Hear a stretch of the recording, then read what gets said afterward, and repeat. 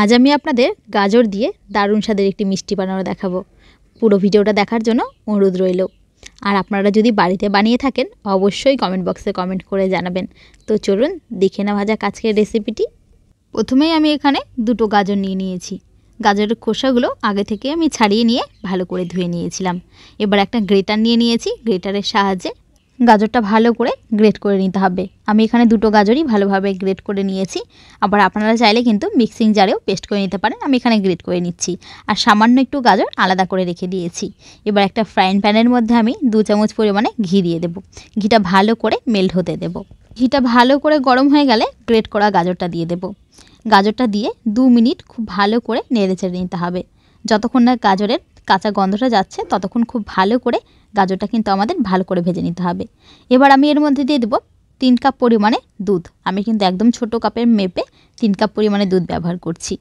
দুধটা দিয়ে প্রায় মিনিট 2 সময় গাজরের সাথে দুধটা খুব ভালোভাবে জ্বালিয়ে নিতে হবে। গ্যাসের ফ্লেমটা মিডিয়ামে রেখে খুব ভালো করে জ্বালিয়ে নেব। আর এর মধ্যে আমি এখন দিয়ে দেব 2 চামচ পরিমাণে চিনি। চিনিটাও ভালো করে গলে সব কিছুর সাথে মিশে যাবে। চিনিটা দিয়ে ভালো করে মিনিট 2 সময় ভালো করে নেড়ে চেড়ে নিতে হবে। যে কাপ মেপে দুধ দিয়েছি সেই কাপ মেপেই 1 কাপ পরিমাণে সুজি দিয়ে দিয়েছি। সুজিটা দিয়ে ভালো করে সব কিছু জ্বালিয়ে নেব।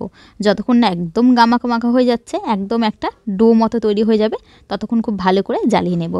এবার এই ডোটা নামিয়ে নিব। নামিয়ে ঠান্ডা হতে দেব। খুব ভালো করে ঠান্ডা করে নেব।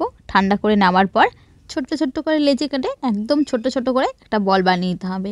হ্যাঁ, তার আগে কিন্তু আমি হাতের মধ্যে অয়েল বা ঘি যে কোনো একটু লাগিয়ে তারপরে গোল গোল করে বলগুলো বানিয়ে নেব।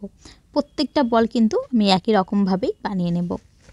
সমস্ত মিষ্টিগুলো কিন্তু একইভাবে গোল গোল করে বানিয়ে নিতে হবে। সব কিছু খুব ভালো করে একভাবে বানিয়ে নিয়ে এক ধারে রেখে দেব। কড়াইতে আমি 500 গ্রামের মতো দুধ নিয়ে নিয়েছি। দুধটা খুব ভালো করে জ্বালিয়ে নিতে হবে। প্রায় 300 গ্রাম করে নিতে হবে। ভালো করে জ্বালিয়ে নিয়ে এর মধ্যে এবার দিয়ে দেবো একটা এলাচ। এলাচটা আমি হালকা একটু থেতো করে দিয়েছি। এবার এর মধ্যে দেবো 100 গ্রামের মতো গুঁড়ো দুধ পাউডার। গুঁড়ো দুধ পাউডারটা কিন্তু দুধের সাথে ভালো করে মিশিয়ে নিতে হবে, যাতে কোনো রকমভাবেই দলা না পাকিয়ে যায়। দুধটা হালকা একটু ভালো করে মিশিয়ে নিয়ে এর মধ্যে এবার আমি যে সাইডে গাজরটা রেখে দিয়েছিলাম, একদম সামান্য পরিমাণে গাজর সাইড করে রেখেছিলাম, সেই গ্রেট করে রাখা গাজরটা দুধের সাথে মিশিয়ে ভালো করে জ্বালিয়ে নেব। এবার এর মধ্যে দিয়ে দেবো 3 চামচ পরিমাণে চিনি। মিষ্টিটা তোমরা তোমাদের স্বাদ মতো ব্যবহার করবে। এবার দুধটা ভালো করে জ্বালানো হয়ে গেলে এর মধ্যে এবার এক এক করে বানিয়ে রাখা মিষ্টিগুলো দিয়ে দেব। গরম দুধের মধ্যে মিষ্টিগুলো দেওয়ার সময় কিন্তু ফ্লেমটা একদম হাইতে করে দিতে হবে। আর এইভাবেই মিষ্টিগুলো খুব ভালো করে 6 থেকে 7 মিনিট ভালো করে দুধের মধ্যে জ্বালিয়ে নিতে হবে।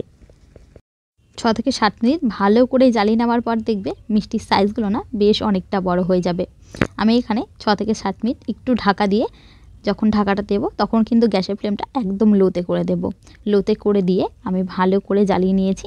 দেখো মিষ্টির সাইজগুলো কিন্তু আগের থেকে অনেকটা বড় হয়ে গিয়েছে। মিষ্টিটা যখন দুধের মধ্যে ভেসে উঠবে তখন বুঝতে হবে কিন্তু আমাদের মিষ্টিটা একদম রেডি। এবার গ্যাসের ফ্লেমটা অফ করে ঢাকা দিয়ে ঠান্ডা হতে দেব।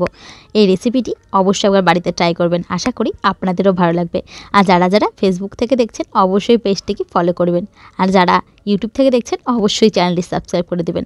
আর পাশে থাকা বেল আইকনটি অবশ্যই প্রেস করে দেবেন নতুন নতুন ভিডিওর নোটিফিকেশন পাওয়ার জন্য। তো চলো টাটা, দেখা হচ্ছে আবার নেক্সট ভিডিওতে।